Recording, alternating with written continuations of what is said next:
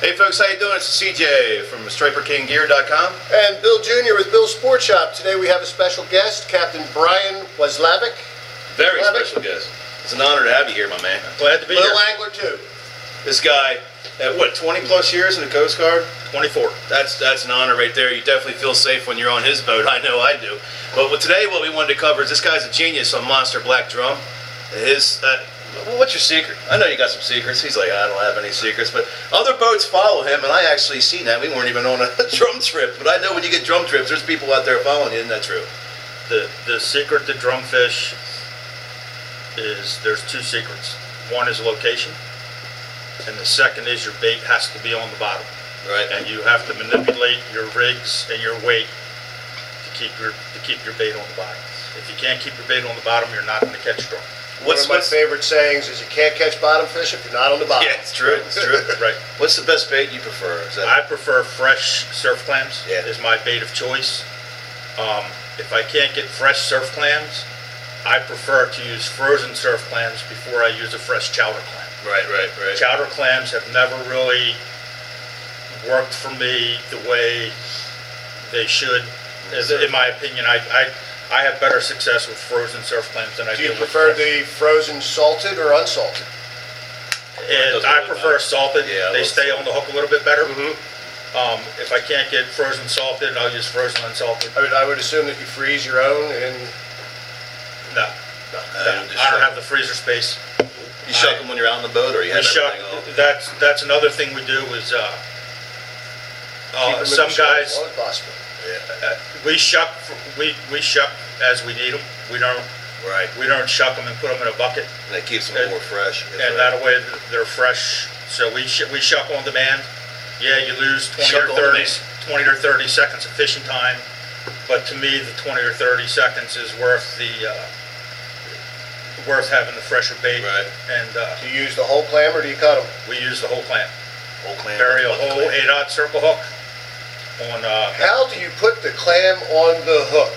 You know how many people ask me that when they come in here? I have my way of doing it. I cast it. There's a wonderful little thing right here. Matter of fact, I'll get up and demonstrate. But you don't have to use this on the boat, I'm assuming. This stuff, man. Tie that clam on there when you're casting. But now you don't need to use that. Do you put the soft part on first? Do you put the hard lip on first? Is there you have the tongue, right? I go through the tongue, and I want my whole hook buried in the belly of the clam, with just a point sticking out of it. That's perfect. I've seen it done all different ways, but I prefer to have it. Now I was out fishing with you one time, and I think I saw you put the hook through the whole length of the tongue, not just hook the tongue, but through the tongue. Through the tongue, yes. And it stays on there. So that through the tongue and kind of. Then back into the belly again. So kind of like put it on like a worm. Kind of thread it on. So that everything is so that the whole hook is concealed.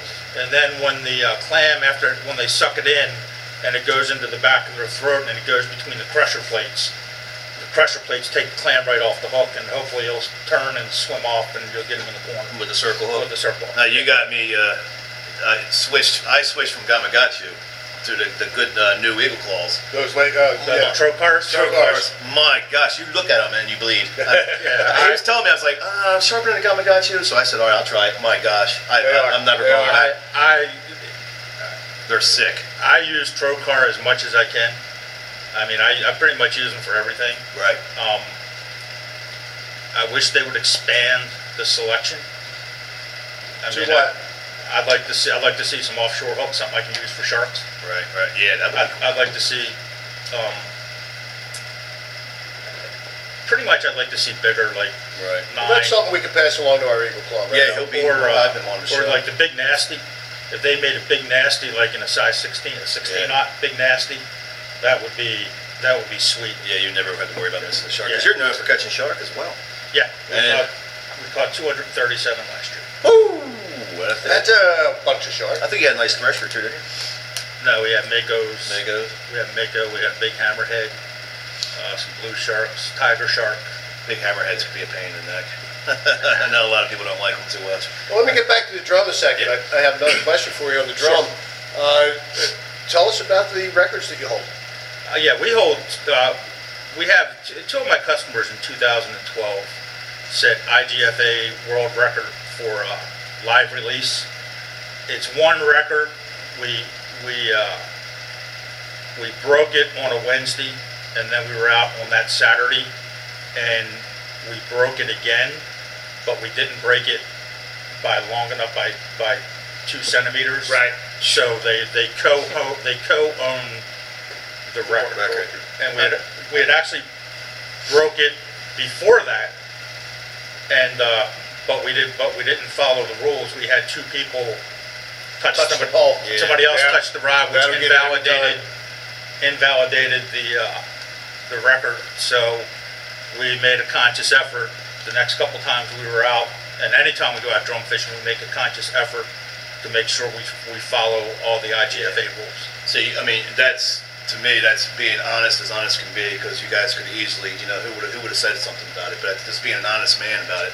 Somebody else touched the rule. My daughter actually has a question about that. Would you like to read it, Cameron? How do you verify a record fish before releasing it? Very good question. You have to have a special ruler from the IGFA, and it's all done in centimeters, and it's a piece of plastic. It's about 8 inches wide, and it's a piece of plastic that forms an elbow, and then it rolls out. It's a vinyl roll-out roller, and you lay the fish down. I wet the decks because you got to lay the fish down. Roll out the roller. You put the nose of the fish on the upright, and then you measure to the center of the tail. It's not like we're keeping fish where it's as long as you can. It's measured to the direct center of the tail, and you have to photograph it. You have to photograph the whole fish on the roller. You have to photograph the nose on the roller. You have to photograph the tail on the roller. You have to photograph the rod and reel with the fish. You have to photograph the angler rod and reel together in the fish. Wow. It's a lot of photo documentation, and you have to be quick about it. You have to be quick about it so that you don't hurt the fish, and then you want to revive the fish. We found the best way to revive a black drum, where the big black drum is. They have a very strong jaw, so we put a piece of line through their mouth and out the bottom of the jaw, and we're usually fishing in heavy current, so we hold them at the side of the boat, and the water all just goes through their mouth, and then when they're ready, they just they'll give a little tug and swim off. That's great. That is great. And we have caught the same fish over a couple times, so it doesn't hurt them. Now, is it true, like they say, about the full moon is the best for black drum, or is that just something you like to go out on in May? Or is that an old wives' tale? That's a tough question. We're on the spot. That's a tough question. A lot of people like a full moon, like towards the middle to end of May, and I guess I'd like to fish the full moon. That would be probably my ideal time. A day or two before, or a day or two after. Well, I'm sure there's a couple of advantages to fishing during a full moon. First of all, would be there's a lot more light for you to see. Yeah, because you're a going lot out more night. light in the water too for the fish to see. What other advantages could there be to the full moon? Higher tide. Yeah, You get more current. more current. Exactly. Makes the fish more active. Right, and like I said, I think 2 or 3 days before and 2 or 3 days after are the best. Going back through my records. I actually did this last year. I gave a presentation, and I actually went back and looked, and it seemed like my best fishing was 2 or 3 days before the new or the full moon, or 2 or 3 days after the new or the full moon. Would that be in the month of May? That would be in the month of May. Yeah, that's awesome. Because we had, it was actually Brandy's idea, our friend Brandy, to field a couple questions here. And her question was not really a question. She wanted you to explain your theory on the banana on the boat and what you consider good junk. Good junk. This is actually a great question. But his theory of the banana on the boat. Good junk is a great question. Yeah. The banana on the boat, that comes from the days of the sailing ships. Yep. There's three different stories that I've heard. One is the bananas have banana spiders. Yeah, I heard that. And they're poisonous. Matter of fact, somebody over in Europe just got bit by one. Really? Yeah, that they brought bananas home from the grocery store. I saw something about that. Yep. Yeah. Anyway, they're poisonous, and the stores on a ship, the captain's cabin was back at the fantail, the very back of the boat, like one deck below. And underneath of them is where they stored the goods for eating, and they were afraid that the spiders would come up into the captain and bite the captain, so the captain started the rumor because they didn't want to get bit by a spider. One of the other ones is when a banana rots, it turns to liquid. And it starts, if you get into some heavy weather, it'll start sloshing around as the boat rolls. It's called the free surface effect. And it would contribute to a boat capsizing if you had a bunch of rotted bananas on board. And then the third reason, and I subscribe a little more to this one than to any of the other ones, is boats back then were wood. Banana is organic, and when it rots, if it's sitting against the hull of the ship and against the wood, and the banana begins to rot, it's actually the spore and a fungus. It's going to transmit that spore and fungus into the hull of the boat, and your boat's going to rot away. So I would not want bananas or any kind of fresh fruit like that, fruit or vegetable, laying against the side of my ship, because it's going to promote rot and decay. Instant So bad luck. let's move to modern day here. Have you had any experience with? I know I have my stories. Do you have any stories? Throw the bananas off. I think Jonathan had some little. Was that with you guys? It was a pretty funny story. If fishing's not going real well, I'll ask my mate Jonathan to do a banana check. And we had a gentleman have banana, was getting ready to eat a banana, and Jonathan, the gentleman was up forward by the cabin, and Jonathan was back by the transom. And he said, "Hey, can I get one of those?" So the guy tossed him a banana, just like a volleyball player. He tipped it up and over him, just kind of knocked it up over the side. And he did that twice before the guy said, "What, can't you catch?" He goes, "No, bananas are bad luck, get rid of them." Real quick story of mine. I was out on a boat, private boat owner, and he had all morning we're not getting any bites. We're out toggled up to the wall, tog fishing, not getting any bites. He pulls out his lunch, and he pulls out a banana. Like, you got to get rid of that thing. He said, "This is my boat, this is my banana, I'm going to eat this banana." He ate his banana, and literally, as soon as he threw that peel overboard and it hit the water, I had a tog on. Bam. Bam, just like that. As soon as that banana peel hit the water, I had a tog on. It's crazy. I couldn't believe it. You can't, as a charter captain, I can never admit that you always have to blame not catching fish on something. Yeah. So the banana, it's either the bananas or the meat. One of the. Yep, it's not your fault, not the captain's fault. Well, you got a good mate, Doug. I tell people that my job is to put the boat on top of fish. It's the mate's job to put the fish in the boat. Yes. And I always do my job. Love that. Yeah, because Frank Tobias has a question. He's a guy that follows us as well.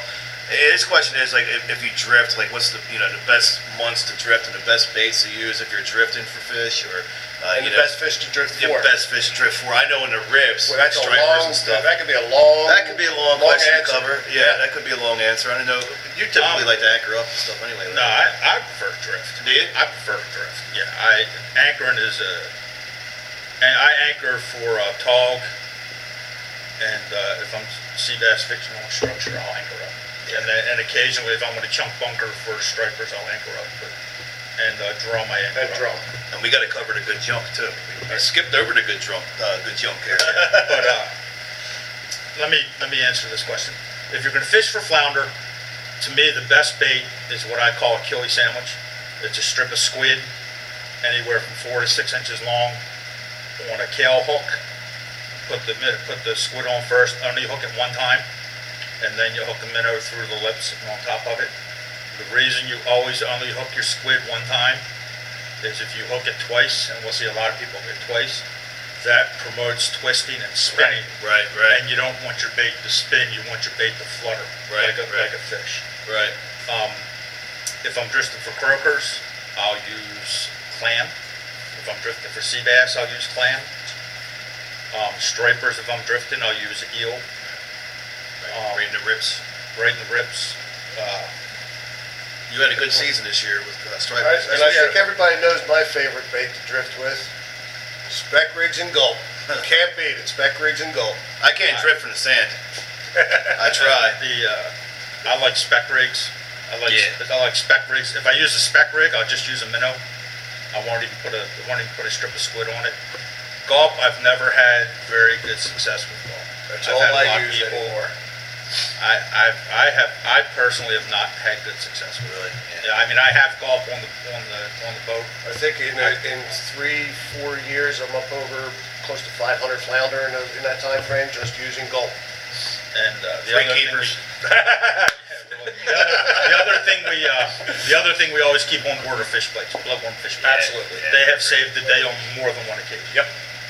The biggest flounder we caught this year, Joe Lusick, Wilmington police officer, caught it. It was 8.5 pounds. Nice. Very nice. And he caught that on, I think it was a 2-ounce bucktail, either 1.5 ounces or 2-ounce white bucktail with a 6-inch piece of squid and a monster killing minnow on it. Yeah.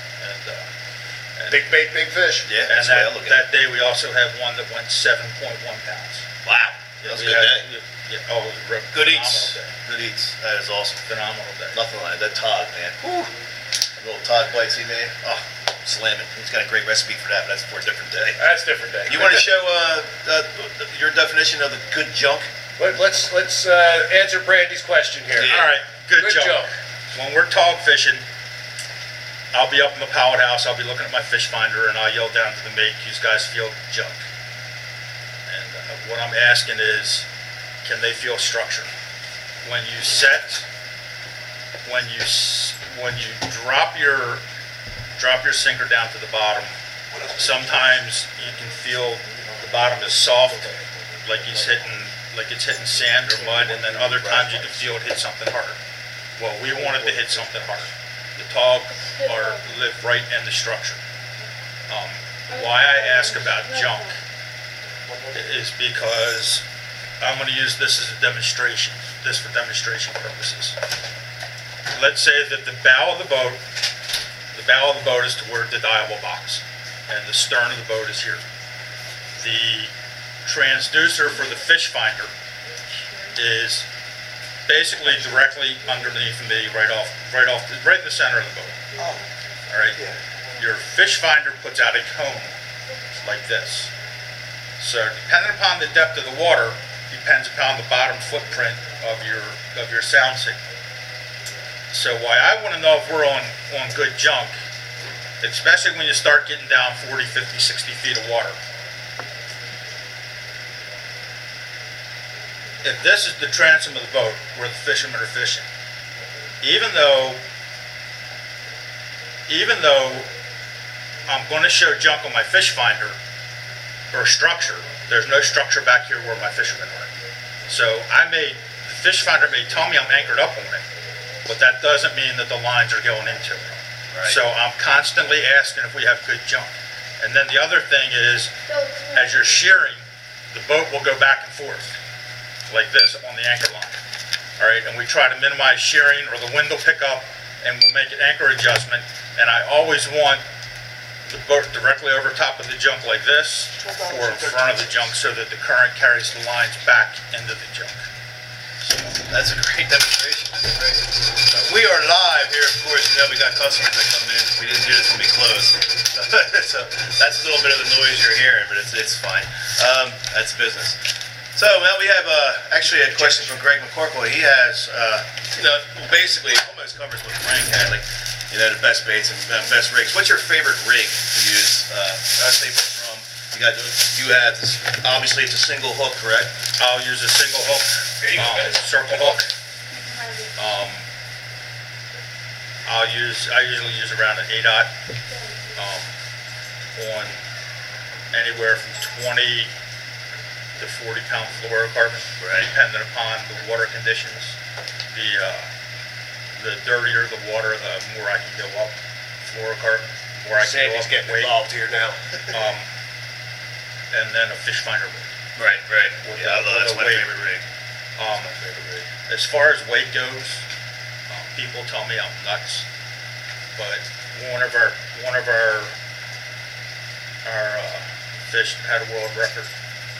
I was fishing in 8 feet of water, and I was using 12 ounces of lead. and everybody said, well, what are you trying to do, tire the fish out? And it all has to do with your bait staying still on the bottom. You don't want it moving. I like to fish hills and ledges, so I don't want my sinker rolling down the hill and dragging the bait with it. Right. When we pitch out, we usually pitch out maybe 8-10 feet from the boat, and we set them out and then a pattern around the boat, try to figure out where we're going to get it. As you know, in the Delaware Bay, we have a lot of current. Right, yeah. And yeah, I don't want my bait going all over the place. I don't want my bait running away with the current, so Right. I tend to use a lot of extra lead, more so than the other captains do. Well, the producers are telling us we're running out of time, so I actually want to thank you, and you guys can get a hold of Captain Brian, Little Angler 2. I'm telling you right now, book a trip with this guy. I know I'm booking a drum trip this year, and I'm going to have all kinds of striper trips going on for the tournament. For Bill, April 5th, our 20th annual flea market, 20th anniversary flea market, I should say. And we set a date for Military Appreciation Day. We're all going to be involved in this, October 11th. Take a soldier fishing. We're going to leave here at about 5 in the morning. We're hoping to get 100 soldiers here to take them out fishing. We're going to need a lot of volunteers for this, guys. We're going to need a bunch of boats. We're going to need a bunch of people to cook, because when they come back, we cut the fishing time off at 3 o'clock. Everybody comes back. Site to be determined yet. Huge barbecue. Huge barbecue. We're going to need some people to help cook. Counting on you, CJ, for that. I'm there.